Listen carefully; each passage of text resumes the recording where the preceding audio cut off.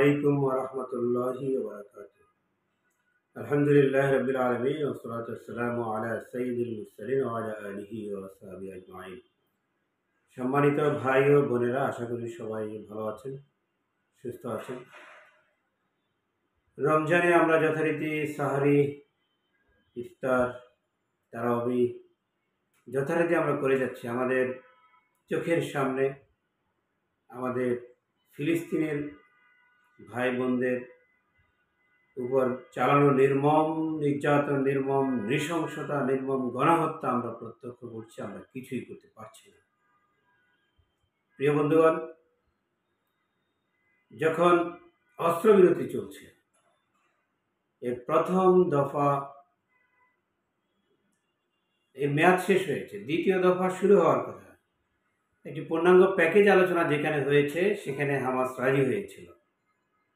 আজ ইসরায়েল তার সুবিধা মতো প্রথম দফাটিকে তারা এক্সটেনশন করতে চায় এবং দ্বিতীয় দফায় প্রবেশের ব্যাপারে তাদের কোনো আগ্রহ নেই। এটি সুস্পষ্ট চুক্তির লঙ্ঘন এবং এই চুক্তি লঙ্ঘন করেই এই চুক্তি বহাল থাকা অবস্থায় তারা নির্মম গণহত্যা চালিয়েছে গাজায়। সেখানে সাহারির প্রস্তুতি যখন চলছে, সেই প্রস্তুতির সময়টিতে তারা সেখানে নির্মমভাবে বিমান হামলা চালিয়েছে।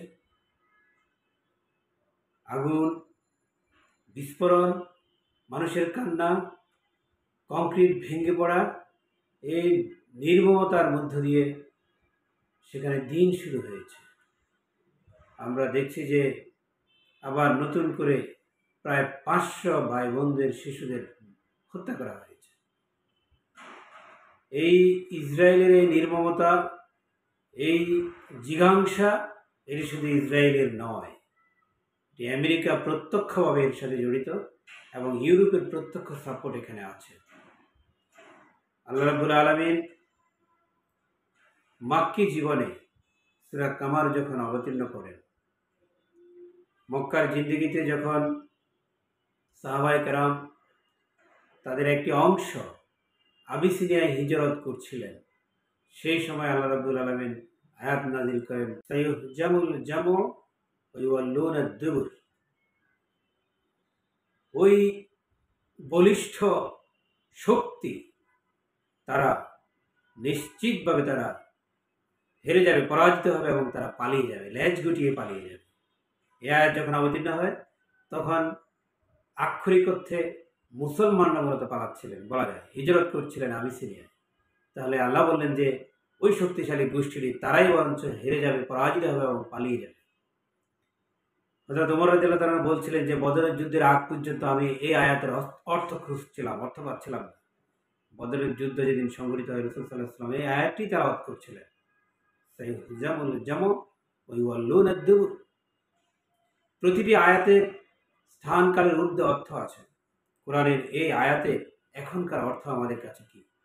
পৃথিবীর সমস্ত গবেষকগণ এই ব্যাপারে একমত হবে। এই আয়াতের বর্তমান অর্থ আমরা যেদিক থেকেই বিবেচনা করি, চোখ বন্ধ করে বলে দেওয়া যায় আল্লাহ রাব্বুল আলামিন এই ইসরায়েলিদের উদ্দেশ্যে এই আয়াত এখনকার অর্থ, সেটি আমরা ধরে নিতে পারি। এই শক্তিশালী যেই শক্তি তারা এখন প্রদর্শন করছে, নিশ্চিতভাবে তারা পরাজিত হবে এবং তারা পালিয়ে যাবে।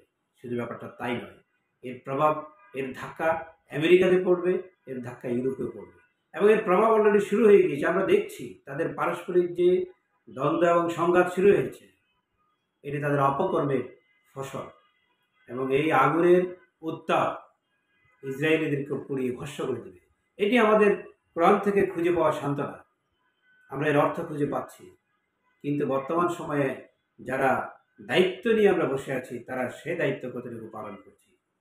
হামাস কঠিন প্রতিরোধ গড়ে তুলেছে, কিন্তু আরব রাষ্ট্রগুলো সেখানে দায় সারা কিছু কথা বলেই কি তার দায়িত্ব এড়িয়ে যেতে পারেন? মুসলিম দুনিয়া ক্ষেত্রে কি ভূমিকা রাখতে পারে?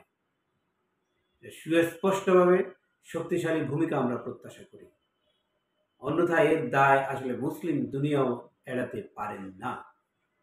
এখানে রাষ্ট্র বাস্তবতা জড়িত।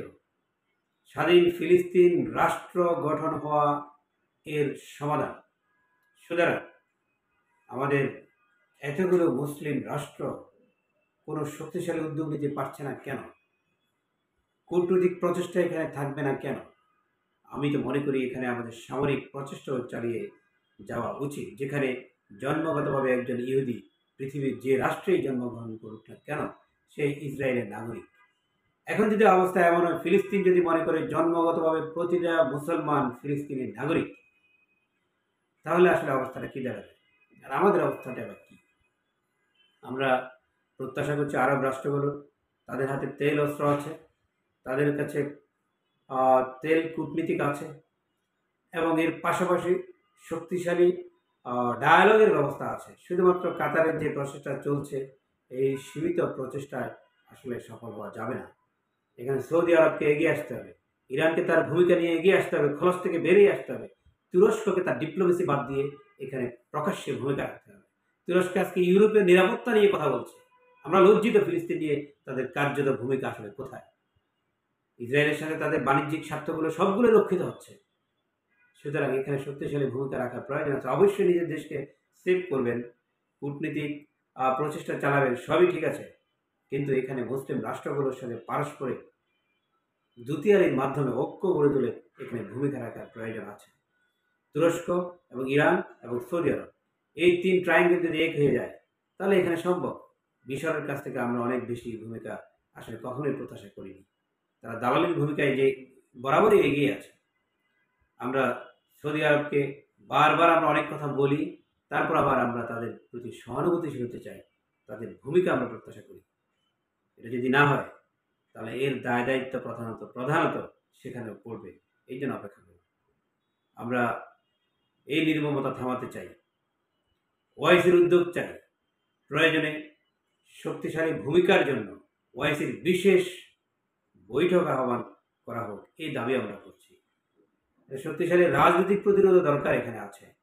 সামরিক উদ্যোগের প্রয়োজন যেমন আছে, রাজনৈতিক উদ্যোগেরও প্রয়োজন আছে।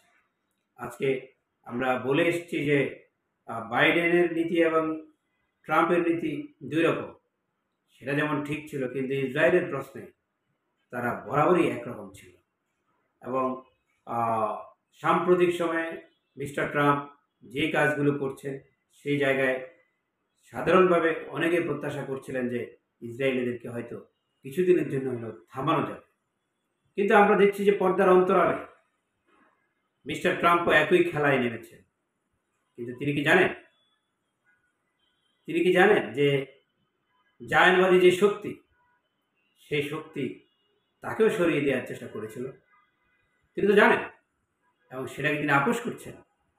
কিন্তু সেই আপোষ করার মধ্য দিয়ে তিনিও বাঁচতে পারবেন না, পরিষ্কার বাঁচতে পারবেন না তিনি। সুতরাং যে পজিশনে আছেন, তারা নিজেরা যদি নিজেদের স্বার্থ রক্ষা হোক চান, আপনারা যদি মনে করেন যে ইতিহাসের দায় থেকে আপনারা নিষ্কৃতি পেতে চান, তাহলে অবশ্যই আপনাদের ভূমিকা আমরা প্রত্যাশা করি। আমরা মুসলিম দুনিয়ার শক্তিশালী ভূমিকা প্রত্যাশা করছি।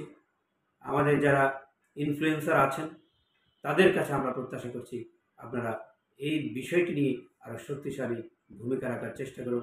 আজকে সামাজিক যোগাযোগ মাধ্যমগুলোতে এই শব্দগুলো উচ্চারণ করা যায় না, আমরা কথাগুলো বলে ফেলছি।